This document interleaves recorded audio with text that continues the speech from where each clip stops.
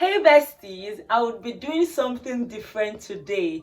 This video is to respond to your comments on my most viral video, literally the video with the highest views on my channel, and that is 10 airlines from Nigeria to the UK. So I made that video 4 months ago. Until now, I've been getting lots of comments about it. People have been asking questions, and yes, I've responded to all the questions. I still keep getting more questions, and I'm like, why not just make a video and address some of these questions? By the way, I think this video even feels like free publicity to some airlines. At this point, some airlines should be paying me money for freely influencing, because my experience has made many people have questions about some airlines, and that's what I'll be addressing in today's video. Also, I'm aware that some of you are my subscribers just because of that video. Thank you. I see you. If you watch me for the first time, my name is Ada, and I'm also known as the Legal Pepe. Do well to stay subscribed and follow me on IG. So let's go.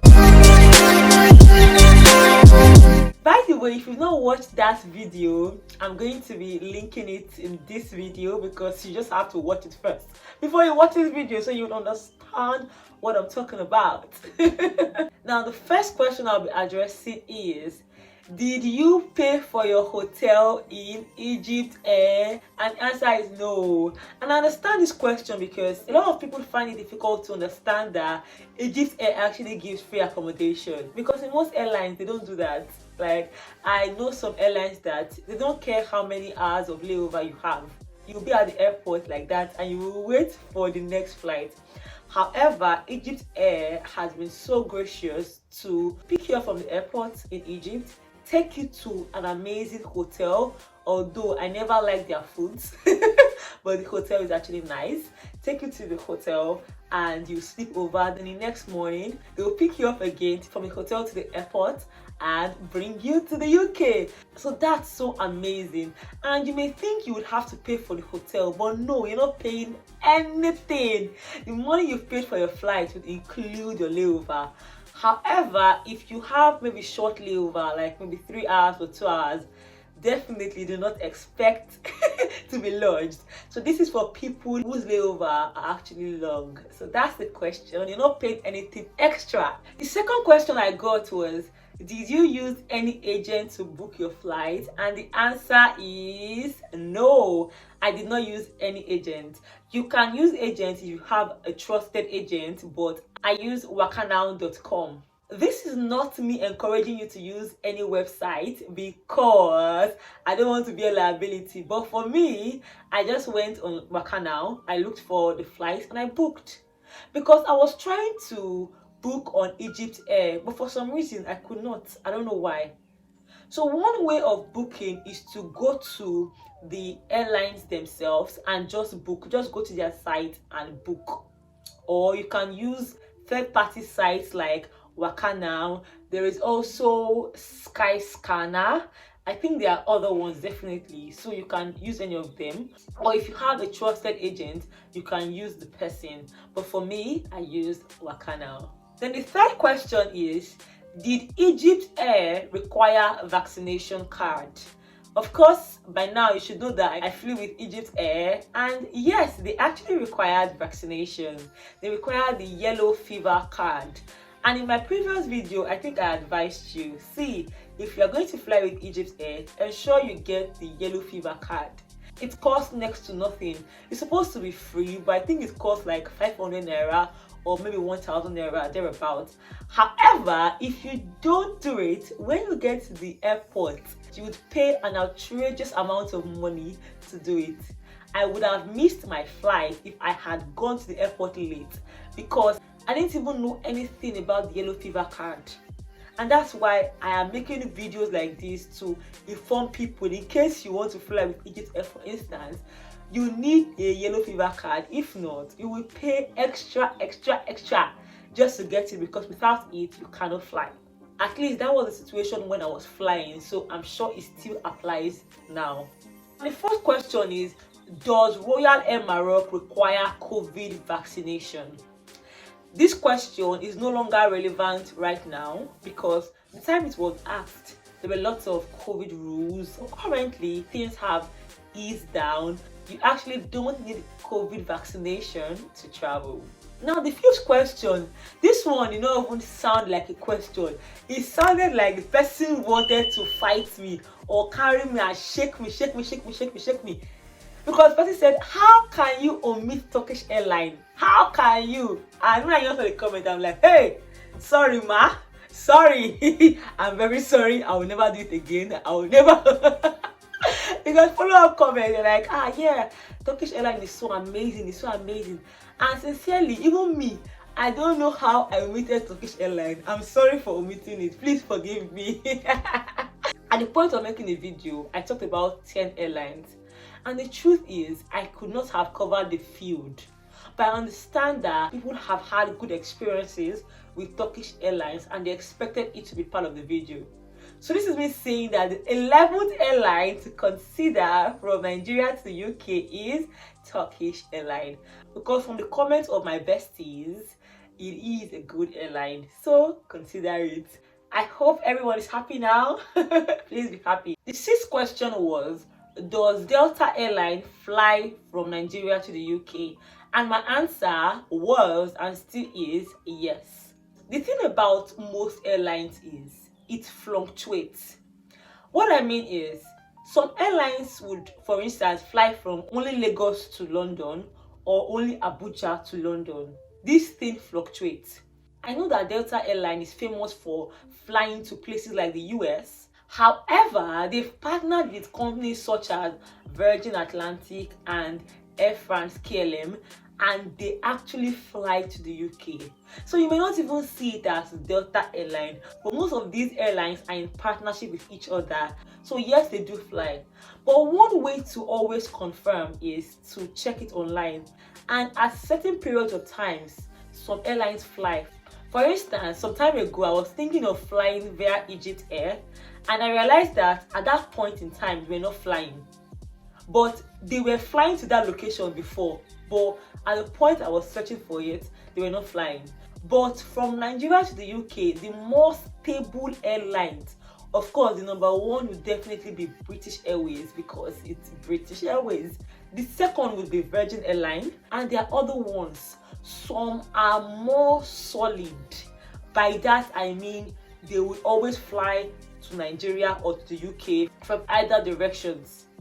But there are some other airlines that they're not as solid, so it's good to keep checking at the particular point you want to travel, as that will give you a more informed idea about when that airline is flying.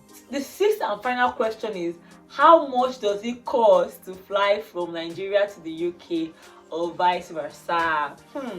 Now this question, I would say it is only God that can answer the question, because I don't understand what's going on with all these airlines. The prices literally fluctuate.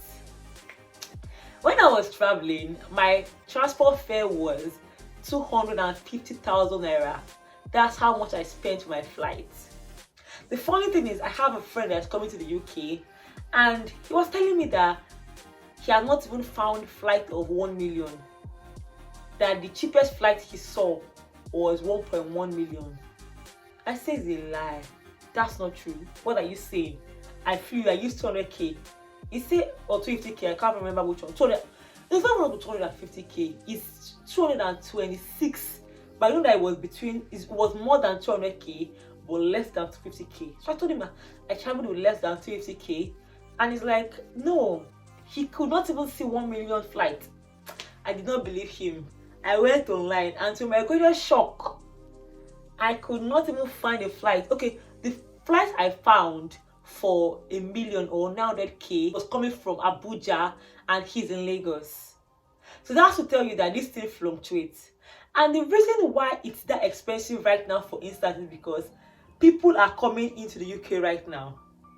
In some months or some weeks time, when there's no pressure or rush, the price will go down. So I cannot give you a particular amount to fly because that's going to be wrong. The amount to fly today would be different tomorrow. It keeps changing, increasing and decreasing. However, some airlines are cheaper than others. Definitely, the most expensive airlines are British Airways and Virgin Atlantic, and this is from my opinion because I closely check these flights and they are always so expensive. And the reason is not far-fetched. Apart from the level they've attained, no disrespect to the other airlines, their flights are faster. If money is not a problem for you, please just go to British Airways and book, because from Nigeria to the UK is just about 6 hours.